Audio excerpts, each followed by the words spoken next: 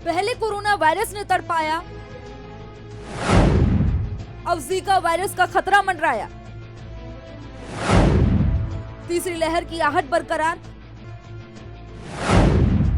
पर्यटकों की भीड़ से चिंता में सरकार।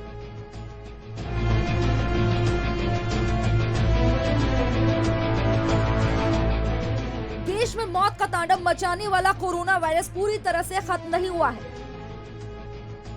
तीसरी लहर की आहट से पूरा देश सहमा हुआ है। इसी बीच देश में एक दूसरे संक्रमण ने दस्तक दे दी है, जिसे दुनिया जीका वायरस के नाम से जानती है। यह वायरस अब तक केरल में करीब 18 लोगों को अपनी चपेट में ले चुका है। इस बात का पता चलते ही दिल्ली से विशेषज्ञों की टीम को केरल भेजा गया है। साथ ही देश के दूसरे राज्यों को जीका वायरस को लेकर अलर्ट पर रहने को कहा गया है। जीका वायरस का पहला केस केरल में 8 जुलाई को सामने आया, जहां 24 साल की गर्भवती महिला में ये वायरस पाया गया।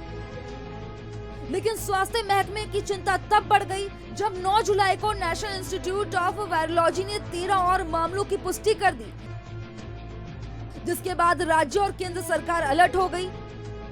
साथ ही इस वायरस को ध्यान में रखते हुए लोगों को सावधान रहने को कहा गया है। बता दें कि जीका वायरस मच्छर के काटने से फैलता है। इसके लक्षण चिकुनगुनिया की तरह ही होते हैं। इस वायरस से गर्भवती महिलाएं सबसे ज्यादा प्रभावित होती हैं।